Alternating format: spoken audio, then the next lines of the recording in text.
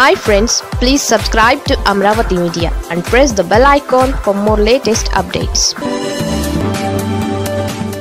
హామీల అమలుపై పవన్ అసంతృప్తి. అసలు ఆలోచన ఇదేనట. ఉప ముఖ్యమంత్రి పవన్ కళ్యాణ్ ఇక జిల్లాలలో యాక్టివ్గా ఉండే నేతలకు పదవులు కల్పించాలని నిర్ణయించినట్లు తెలిసింది.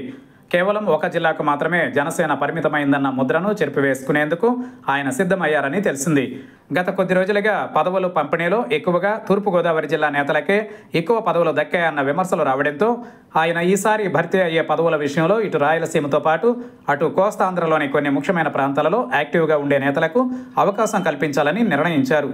ప్రధానంగా వీర మహిళలకు కూడా అంతే ప్రాధాన్యత ఇవ్వాలని డిసైడ్ అయినట్లు తెలిసింది. వచ్చే ఎన్నికల నాటికి రాష్ట్రంలో శాసనసభ స్థానాలు పెరగనున్నాయి. దీంతో మొన్న పోటీ చేసిన స్థానాలకు తోడు మరికొన్ని స్థానాలను పొత్తులో భాగంగా తీసుకునే అవకాశం ఉంది. దాదాపు 50 స్థానాలు వచ్చే ఎన్నికల నాటికి పెరగనుండడంతో అందులో కనీసం 10 నుంచి 15 స్థానాలను జనసేన తీసుకోవాలని పవన్ కళ్యాణ్ నిర్ణయించుకున్నట్లు తెలిసింది. తమకు కొద్దో గొప్ప బలమున్న ప్రాంతాలలో పోటీ చేస్తే అక్కడ టీడీపీ కూడా తమ పార్టీ అభ్యర్థికి సహకరిస్తుంది కాబట్టి ఈసారి ఎక్కువ మందికి అవకాశం కల్పించినట్లవుతుందని ఆయన భావిస్తున్నారు.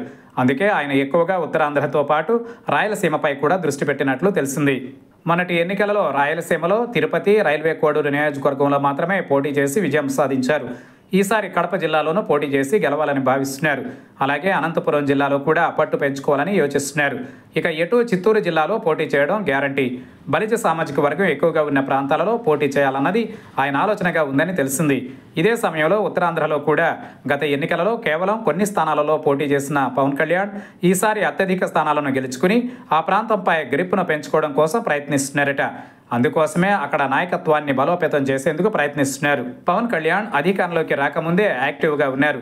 అధికారంలో లేనప్పుడు ఇచ్చిన హామీలను అమలు చేయలేకపోతున్నామన్న అసంతృప్తి ఒకవైపు ఉన్నప్పటికీ అందుకు ఖజానా సహకరించడం లేదనేది కేవలం నెపం మాత్రమేనని ఆయన గుర్తించారు. అందుకే తన బలం పెంచుకుని మిత్రపక్షంగా మౌనంగా ఉండకుండా వచ్చే ఎన్నికలలో అత్యధిక స్థానాలను సాధించి పాలనపై పట్టు బిగించాలన్న యోచనలో పవన్ కళ్యాణ్ ఉన్నారని తెలిసింది. మొత్తం మీద పవన్ కళ్యాణ్ దీర్ఘకాలిక ప్రణాళికతోనే వచ్చే ఎన్నికలకు సిద్ధమవుతున్నట్లు పార్టీ వర్గాల ద్వారా అందుతున్న సమాచారాన్ని బట్టి తెలుస్తోంది.